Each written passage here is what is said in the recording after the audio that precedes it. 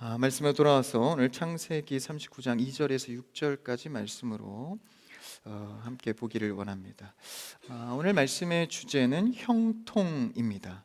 하나님이 주시는 복 가운데에 하늘에서 주시는 복, 바로 형통이 오늘 말씀의 주제입니다. 이 성경에서 말하는 형통은 우리가 흔히 생각하는 형통과는 조금 사뭇 다릅니다. 우리가 주를 믿으면 만사 형통, 세상에서 말하는 그런 형통을 성경에서는 말하고 있지 않습니다. 그렇다면 우리에게 주어지는 이 성경적 형통은 무엇일까? 오늘 요셉에게 주어진 이 형통한 자, 이 형통이 이 구약 시편에서도 이렇게 정의해주고 있는데요. 한번 시편 1편 3절을 한번 같이 읽어봅시다. 앞에 있습니다. 시작. 그는 시냇가에 심은 나무가 철을 따라 열매를 맺으며 그 잎사귀가 마르지 아니함 같으니 그가 하는 모든 일이 다 형통하리로다. 시편 말씀에서 이 형통을 하나의 비유의 말씀으로 들고 있는데, 그가 시냇가에 심기운 나무와 같다. 그 시냇가에 심기운 나무가 형통한 상황이라는 거예요. 근데 그 상황이 어떻습니까? 그 나무가요, 철을 따라 열매를 맺습니다. 그리고 그 잎사귀는 마르지 않죠. 뭔가 대단한 복을 말하는 것 같지만 실제는 그렇지 않습니다. 결과도 성과도 있긴 있는데 많은 열매를 맺는 것이 아닙니다. 철을 따라 그저 열매를 맺었을 뿐이죠. 그리고 잎사귀가 수많은 풍성한 잎사귀로 열려서 멋지게 보이는 것은 아닙니다. 다만 마르지 않게 잎사귀가 유지되는 것이죠. 오늘 시편 말씀을 통해서 형통을 그렇게 설명합니다. 자연스럽게 철을 따라 맺는 일상의 열매, 풍성하진 않아도 마르지 않는 잎사귀의 모습, 이것을 성경에서는 형통이라고 말합니다. 그러니까 시냇물을 통하여서 지속적인 공급을 통해 얻게 되는 하나님의 은혜를 말하는 것이죠. 그럼 사실 이런 일반은총적인 수많은 은혜들은 우리의 삶에 굉장히 많습니다. 특별한 것만이 하나님의 은혜가 아니라 정말 철을 따라 맺을 수 있는 열매, 그리고 잎사귀가 마르지 않고 유지되는 은혜, 이것을 오늘 시편에서는 형통이다라는 것이죠. 신의 공급을 받아서 여러분 일상적인 형통의 복이 우리 가운데 있기를 축복합니다. 그래서 우리는요, 하나님의 신의 공급을 받는 자들입니다. 그래서 사실 우리 신앙인들의 가장 이 기본적인 요소가 뭐예요? 감사잖아요. 야, 내가 밥을 먹을 수 있는 것 감사. 그렇죠? 오늘 제가 밥을 이렇게 배달해서 먹었는데 전사님 자리에 그 김이 있었어요. 일회용 김이. 야, 김을 같이 먹으니 얼마나 감사한지. 김 하나 추가됐는데도 감사. 이런 일상의 감사에 특별한 것만이 이루어지는 것이 아니라 철을 따라 맺는 열매와 같이 잎사귀에 마르지 않는 은혜가 우리 가운데 형통하다라는 주제가 된다라는 것이죠. 이런 일상의 은혜, 우리는 이미 많이 누리고 있는 것들이 많습니다. 사실 우리가 이렇게 나와서 주 앞에 예배하고 찬양할 수 있다는 것, 주님께서 주신 큰 은혜인 줄 믿습니다.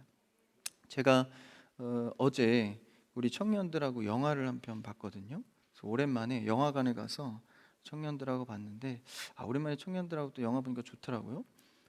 요새 그 좀 뜨거운 감자로 이 그 영화계에서 보통 이제 기독교적인 영화들은 흥행을 못 하는데, 이번에 굉장히 큰 흥행을 하고 있는 신의 악당이 아니라 악단이라는 이제 영화가 있어요. 그래서 그거 꼭 보십시오. 그래서 굉장히 은혜가 되더라고요. 어제 저도 봤는데 이제 북한 지하교회 이야기예요. 그래서 국제 NGO 이렇게 단체에서 이제 북한에 지원금을 보내려고 하는데, 거기서 이제 조건을 거는 거예요. 그러니까 한화로 약 3천억 원 가량의 지원금을 줄 테니까 이제 교회를 세우고 거기서 예배를 드려라. 근데 형식적으로 하지 말고 우리가 검사로 나갈 거니까 제대로 드려라. 3천억이면 뭐 어마어마하게 큰 지원금이잖아요. 그래서 북한에서 가짜 예배단을 꾸립니다. 그래서 가짜로 연습하고 가짜로 찬양팀을 꾸려요. 그래서 거기서 가짜로 이렇게 막 연습하고 하다가 그래도 하나님의 말씀을 가짜로 보고 가짜로 찬양했는데 그게 은혜가 임해서 거기 있던 보이부 직원들이 다 은혜를 받고 회심하게 되는. 근데 결국은 그래도 이런 상황 가운데 이제 북한에 발각이 되고 뭐 이런 사건들이 벌어져요. 더 얘기하면 이제 스포가 되니까 꼭 가서 보십시오. 그걸 보면서 한 가지 느낀 것이, 그래서 제가 좀 이 지하교회에 대해서 좀 검색을 좀 해봤어요. 근데 오늘날까지도 아직도 이게 실화를 바탕으로 한 영화거든요. 근데 오늘날까지도 아직도 이 수많은 이 지하교회 크리스찬들이 죽음을 당하고 실종되고 수용소에 끌려가고, 그러니까 제일 작은 형벌이 수용소 끌려가서 평생 노동하는 거예요. 그러니까 걸렸다 하면 이제 거의 목숨을 내놔야 하는. 그래서 그들의 고백을 제가 좀 찾아보니까 수많은 사람들이 이제 우리 이제 남한의 목사님들이 많이 선교를 해서 몰래 북한에서 지하교회 성도들 많이 빼내거든요. 참 좋은 사역 많이 하시는 분들 많아요. 그래서 목숨을 걸고 그분들도 하는 거죠. 그래서 이렇게 빼내는데 그 사람들의 지하교회 성도들의 이야기를 들어보니까 찬양을 못 하는 거예요. 아무 데서 할 수가 없잖아요. 그래서 집에 가서 이불을 뒤집어 쓰고 허밍으로 찬양을 해요. 근데 그것도 너무 좋아서. 그래서 그들의 평생 소원의 고백이 그겁니다. 내 평생 소리 질러 찬양을 한번 해보고 싶다. 제가 그 어떤 기사를 보는데 제 신앙이 좀 부끄럽더라고요. 늘 우리는 언제든 찬양할 수 있고 언제든 교회에 오면 예배드릴 수 있는데, 그래서 지하교회에 있다가 우리 남한으로 넘어온 사람들이 가장 좋은 게 뭐냐고 하면 교회에서 마음껏 찬양하는 거, 마음껏 이 말씀 듣고 성경 볼 수 있는 거. 그래서 그 영화의 한 장면을 떼서 말씀을 드리면 이 성경책을 보고 굉장히 막 놀라워요. 야, 우리가 이 성경책을 갖게 되다니. 그러니까 이제 연습하라고 주니까 너무 감격스러워하는 거예요. 여러분 집에 성경책 몇 권씩 있으시죠? 얼마나 우리 가운데 이 은혜가 널려 있는지 모릅니다. 그래서 그런 장면들을 보면서 실제 북한 지하교회 성도들이 우리와 비교했을 때 참 형통의 모습이 다르다. 이 성경책 한 권만 있어도 삶의 형통함을 누리는데 우리는 수많은 예배와 찬양을 하나님께 어떻게 드리고 있는가? 성경에서 말하는 형통은요, 이 세상에서 말하는 형통과 같지 않습니다. 정말 그 영화를 보는데 북한을 위해서 정말 기도해야겠다. 30만이 넘는데요, 이 지하교회 성도들이. 그래서 그런 기도가 절로 나오고, 예배 똑바로 해야겠다, 사역 정말 열심히 해야겠다, 이런 생각이 들더라고요. 한번 꼭 극장 가서, 아직 안 내렸대요, 한번 가서 보십시오. 이거 쓸데없는 이상한 영상들 보지 마시고 그런 거 보세요. 뭐 흑암 요리사 뭐 그거 있잖아요. 그런 거 보지 마시고 신의 악단 이런 거 보세요. 흑백 요리사 흑백 요리사 뭐 이런 거 보지 마시고 그거 보세요. 그것도 보시는데 신의 악단 이런 거 보세요. 너무 은혜되더라고요. 그래서 참 은혜를 많이 받았습니다. 우리가 생각해야 할 형통이 무엇인가, 정말 주님께서 우리의 손에 주어지는 형통이 무엇인가. 오늘 본문에서 주인공인 요셉은 참 특별한 사람이었습니다. 이 요셉은요, 이 아브라함, 처음에 믿음의 조상으로 선택된 자죠. 아브라함, 이삭, 야곱을 넘어서 그의 아들 요셉의 때에 이르기까지 오는데, 이제 요셉이 이 많은 형제들과 함께 가정에서 살면서 이제 형들의 시기를 받게 되죠. 이제 아버지가 이 요셉만 너무 이뻐하니까 형들이 시기하여서 그를 인신매매로 팔아 넘겨버립니다.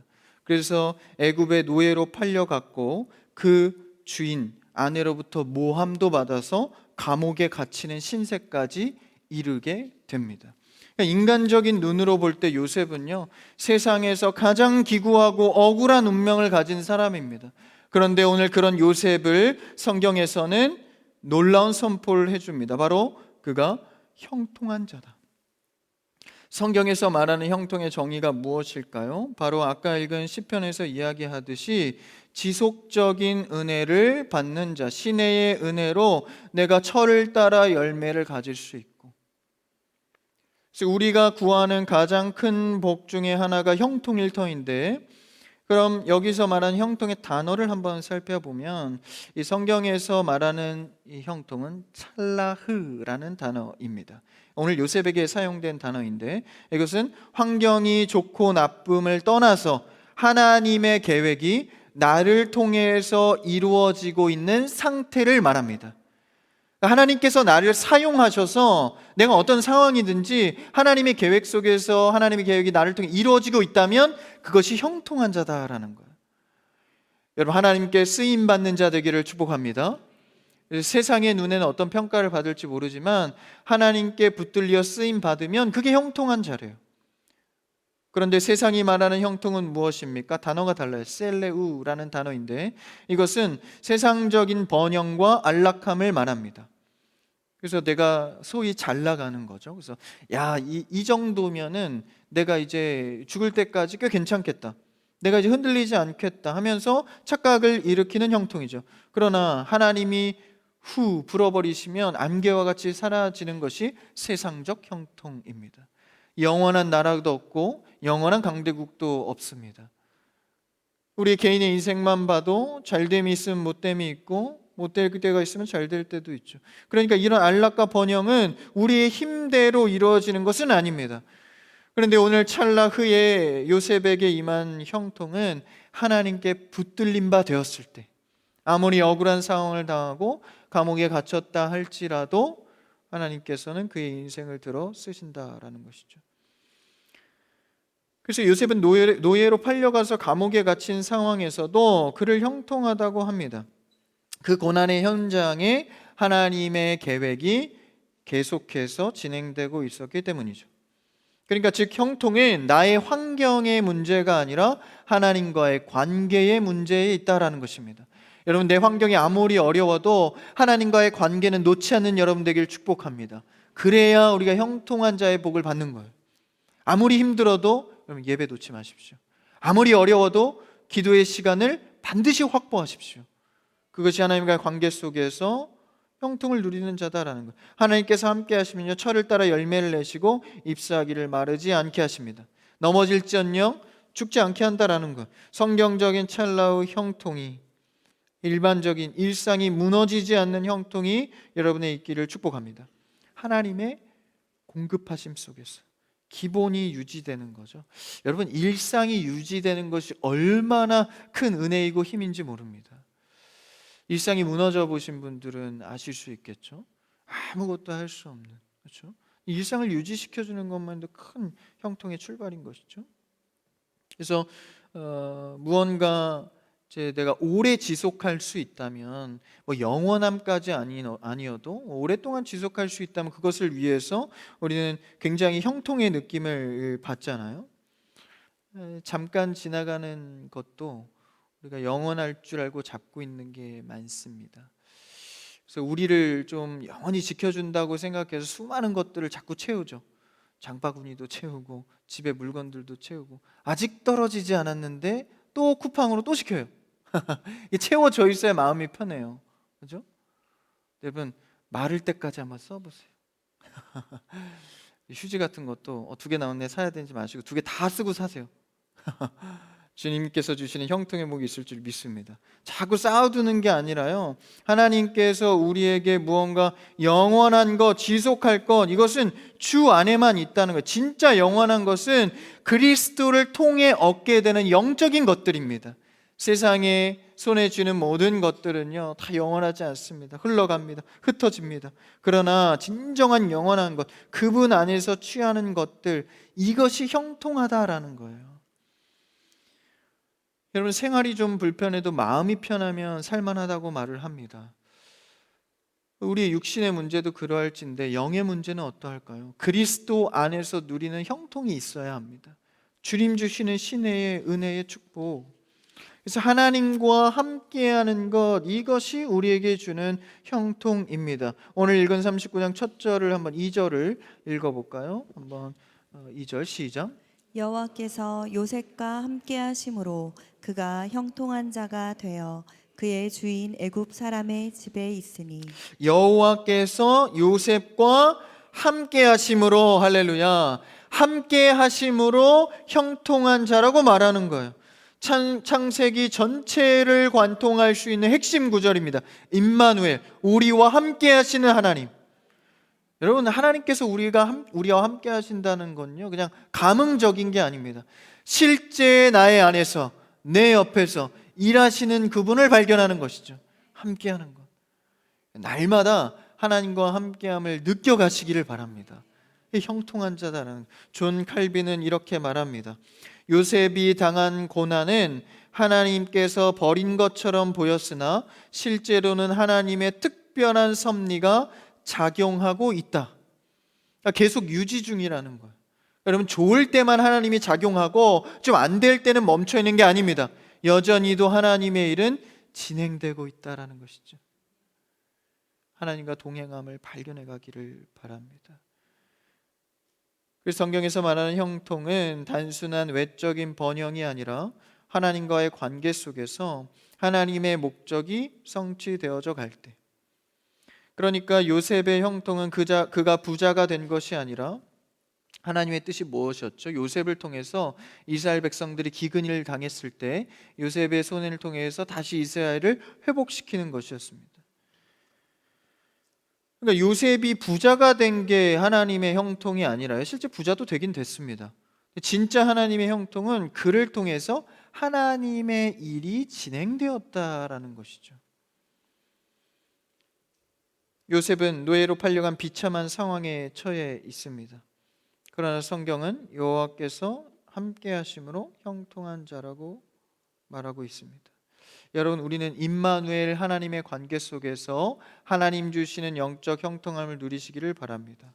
우리가 하나님과 동행할 때 감옥이나 노예의 생활이나 형통의 장소가 될 수 있다라는 것이죠. 여호수아와 갈렙을 아시죠? 갈렙은 85세 나이에도 여호와께서 나와 함께 하시면 내가 이 산지를 취하리라, 이렇게 고백합니다. 하나님께서 함께 하시면요, 내 눈으로는 보이지 않고 되지 않을 것 같은 일도 주님께서 하신다라는 것이죠. 그것을 경험하는 것입니다. 2026년도 주제표가 무엇입니까? 하나님과 동행하는 것 아닙니까? 주의 손을 잡고 주와 가까이서 함께해 갈 때 비로소 동행의 실제를 맞닥뜨리게 되고, 하나님이 나를 위해 일하시는구나 목도하게 되는 것이죠. 오늘 창세기 39장의 구조를 보면 2절과 3절에서는 형통을 말하고, 나아가 뒤에 이어지면 이 유혹과 위기가 7절 이하에서 옵니다. 그러니까 투옥으로 이어져요. 형통하다 그랬는데 갑자기 투옥이 되는 거죠. 그러니까 누가 이 장면을 보고 형통하다 할 수 있겠어요? 그런데 결국은 하나님께서 이 시험을 견딜 수 있도록, 그리고 그의 영혼을 강건하게 해서 결국 끝에 하나님의 목적까지 이룰 수 있도록 해 가신다라는 것이죠. 여러분, 염려하지 마십시오. 함께하는 하나님께서 일해 가십니다. 그러니까 나는 그분께 붙들리면 되는 것이죠. 그래서 고난 속에서도 하나님의 동행을 확신하면서 사명을 완수해가는 힘입니다. 심지어 요셉은요, 오늘 끝절에 보니까 용모가 빼어났대요. 근데 그 용모가 빼어남 때문에 이제 그 애굽의 집의 주인이었던 보디발의 아내로부터 유혹을 받거든요. 외적인 형통은요, 반드시 영적 시험을 동반합니다. 요셉이 빼어난 용모 때문에 유혹의 빌미가 돼요. 잘생긴 거 이쁜 거 너무 좋아하지 마십시오. 유혹의 빌미가 돼서 넘어지게 합니다. 그래서 우리는 이 외적인 형통에 집착하지 마시고 코람데오, 하나님 앞에서의 형통을 묵상해야 됩니다. 내가 하나님 앞에서 어떻게 살아갈 것인가. 그러니까 이 코람데오의 신앙만이 이 형통을 보존하는 길이다라는 것이죠. 하나님 앞에서의 인식. 요셉은 이렇게 고백합니다. 내가 어찌 이 큰 악을 행하여 하나님께 죄를 지으리이까. 그러니까 하나님이 내 앞에 지켜보고 계신다라는 거예요. 내가 어찌 함부로 할 수 있겠냐. 이 고백처럼 하나님이 함께 날 늘 보고 계신다는 신적인 의식을 갖고 있었던 것이죠. 여러분, 이것이 우리를 형통의 길로 나아가게 합니다. 여러분, 코람데오, 하나님 앞에서 살아가는 여러분 되기를 축복합니다. 그래서요, 여러분 늘 여러분 혼자 계시다고 생각하지만 둘이 계시. 1대1로 둘이 있을 때도 항상 셋이 있다 이렇게 생각을 하세요. 늘 한 분 더 있는 거예요, 우리가 갈 때는. 그 인식 속에서 하나님을 바라면서 살아가는 것이죠. 그 다음 이 형통의 증거로 어떤 일이 일어납니까? 불신자도 복을 누리게 됩니다. 한번 그 다음 절 3절을 읽어볼까요? 3절 시작. 그의 주인이 여호와께서 그와 함께 하심을 보며 또 여호와께서 그의 범사에 형통하게 하심을 보았더라. 다른 이도 이방인도 요셉의 이 형통을 보게 되는 거예요. 요셉의 형통은 혼자만의 영적 안위로 끝나지 않습니다. 하나님을 모르는 이방인 보디발도 요셉을 보며 여호와께서 그와 함께 하시는구나, 이걸 느끼게 되는 거예요. 제가 어제 본 영화에서도 지하교회 성도들의 은혜를 통하여서 아무것도 모르던 북한 군인들이 은혜를 받는 거예요. 그러니까 형통한 자 안에 있으면 이 형통이 전이가 된다라는 거예요. 왜냐하면 하나님이 주신 거니까. 형통의 복을 다 받아 누리는 크리스찬 가족들 되시기를 축복합니다. 그래서 우리를 통해서 이 하나님이 함께 하심이 드러나는 거예요. 그러니까 그 결과 어떻게 됩니까? 그 다음 절 읽어볼까요? 4절 시작. 요셉이 그의 주인에게 은혜를 입어 섬김에 그가 요셉을 가정 총무로 삼고 자기의 소유를 다 그의 손에 위탁하니 이런 은혜를 누리게 되고 그 다음 절 5절 시작. 그가 요셉에게 자기의 집과 그의 모든 소유물을 주관하게 한 때부터 여호와께서 요셉을 위하여 그 애굽 사람의 집에 복을 내리심으로 여호와의 복이 그의 집과 밭에 있는 모든 소유에 미친지라. 아멘. 어떤 때부터입니까? 요셉이 손댄 이후로부터. 할렐루야. 왜 그렇습니까? 하나님과 함께한 자가 손댄 이후로부터 형통하게 된다라는 거예요. 내가 하나님과 붙들려서 가까이 있으면 어떤 문제도 시험거리가 안 됩니다. 주님이 하시니 내가 손대면 하나님이 하시리라. 그러니까 이게 하나님이 이 성경 구약을 말씀을 통해서 우리에게 언약해 주신 거예요. 진짜 형통은 주변 사람들이 나를 통해서 하나님의 살아계심을 느끼게 되는 겁니다. 그래서 요셉이 가정 총무가 되었을 때 요셉 때문에 보디발의 온 집에 그리고 밭에 복이 임하기 시작하죠. 형통의 통로가 되었다라는 거예요. 얼마나 복된 일입니까? 여러분, 여러분을 통해서 주변의 가정과 직장과 사업장과 공동체가 복을 받게 될 줄 믿습니다.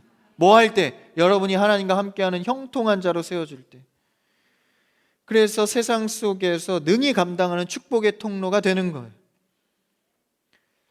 이것이 성경에서 말하는 일반 은총과 특별 은총의 교차 지점입니다. 그러니까 여호와께서 요셉을 위해서 애굽 사람들의 집에 복을 내리신 사건인데 결국 요셉을 위한다는 것은 이스라엘을 위함이죠. 이 언약은요 사실 일찍이 지속되었던 원리입니다. 아브라함 언약 때 창세기 12장 3절에 나오는데 너를 축복하는 자에게 내가 복을 내리고, 그러니까 네가 어디 가서 하나님의 이름을 축복하면 내가 그것에 인정하고 축복하겠다라는 거예요. 얼마나 강력한 축복입니까? 그러니까 성경 신학적인 관점으로 볼 때 요셉은 제사장적 중보자의 역할을 하고 있는 겁니다. 그가 가서 제 손을 대는 곳마다 형통하게 되는 것이죠. 신자가 세상에서 하나님의 이름으로 형통할 때 불신자가 복을 받게 된다라는 거예요. 여러분, 우리는 세상의 불신자 눈치 보면서 세상의 기준대로 쫓아다니지 마십시오. 하나님의 기준대로 살아갈 때 나의 특별 은총의 형통이 일반 은총의 사람들에게 전이가 된다라는 거예요. 여러분, 하나님께 받는 특별한 이 은총을 사수하십시오. 그럴 때에 믿지 않는 자들에게 자동으로 이 능력이 나간다라는 거예요. 하나님께서 일하시는 방법은 성도들의 특별 은총의 영향력을 통해서 세상의 일반 은총의 영역들을 이끌어 가십니다. 이 믿는 사람들이 중요한 거예요. 이 교회가 중요한 겁니다. 교회와 성도가 어떻게 살아가느냐. 그래서 오늘날 우리 그리스도인들은요 각자의 세상의 터에서, 사실 우리가 이 외국에 외지를 가야 선교가 아닙니다. 여러분, 일상에 여러분들이 투입되어 있는 일상의 수많은 곳들이 선교지입니다. 여러분 직장에서, 가정에서, 또 캠퍼스에서, 일터에서, 심지어 알바 하나를 할지라도 그 속에서 우리는 크리스찬으로서 선교지다라는 거예요. 그러면 하나님의 형통을 입은 자로서 믿지 않는 자들에게 일반 은총의 영역이 복되게 하기 위해서 내가 형통한 자로 그 자리에 서는 것이죠. 여러분 기억하십시오. 어떤 일을 하는 것보다 내가 어떤 사람이 되는 것이 더 중요합니다. 그 뒤에 하나님이 일하시는 것이죠. 크리스찬들은 사실 내 노력을 너무 힘입어 하는 것은 아닙니다. 그냥 하나님 의지하고 서면 하나님이 일하시는 것이죠. 그래서 우리는 형통한 자로서 이런 공적인 복을 끼쳐야 됩니다. 그래서 어디 가든지 여러분 공익적인 일을 많이 묵상하십시오.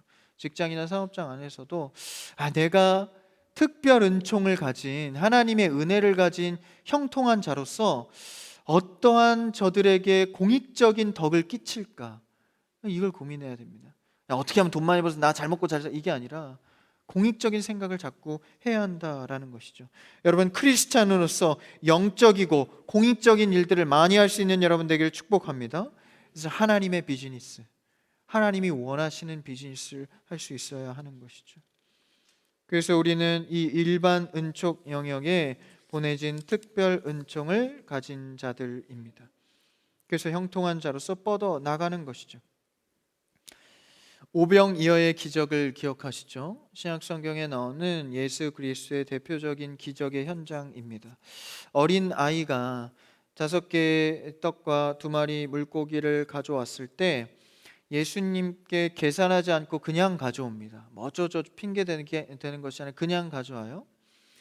그러니까 요셉도 자신의 처지를 계산하며 계수하며 절망하고 있는 것이 아닙니다. 그냥 그대로 계산하지 않고 전심으로 나아가는 것이죠. 여러분 우리는 오직 하나님께만 집중하는 전심의 마음으로 나아가기를 축복합니다. 계산이 많아지면 작은 실리는 챙길지 몰라도 하나님의 큰 역사를 경험하기는 어렵습니다. 세세히 계산하기보다는 하나님 앞에 정말 이 형통한 자의 심정으로 주님께 전심으로 나아가기를 원합니다. 사랑하는 크리스천 교회 성도 여러분, 이제 우리는 형통에 대한 세상적인 계산을 내려놓아야 합니다. 그 형통은 나의 안위만을 생각하고 나의 평안만을 생각하는 형통입니다. 내가 얼마나 높이 올라가느냐의 형통의 문제가 아니라 지금 내가 얼마나 하나님과 가까워져 있는지의 형통을 생각해야 합니다. 요셉은 노예의 신분이었으나 하나님이 함께 하심으로 가장 높은 자리였던 형통한 자, 그리고 가정 총무를 넘어서 총리의 역할로 이스라엘 전역을 구원하는 하나님께 쓰임받는 자가 되었습니다. 하나님과 함께 움직이고 하나님과 함께 걸으며 하나님과 함께 그 손을 잡고 전심으로 나아가는 여러분 되기를 축복합니다. 가까이 붙어 있으십시오. 떨어지지 마십시오. 그분과 함께 할 때 자동의 형통이 이루어질 줄 믿습니다. 그래서 우리 크리스찬 모든 가족 여러분들은 이 위대한 형통의 복을 받으시고 형통의 통로가 되어서 주님께서 원하시는 형통의 자리로 모든 믿지 않는 자들에게 능력을 행할 수 있는 모든 가족들, 공동체, 개인 되시기를 주님의 이름으로 축원합니다.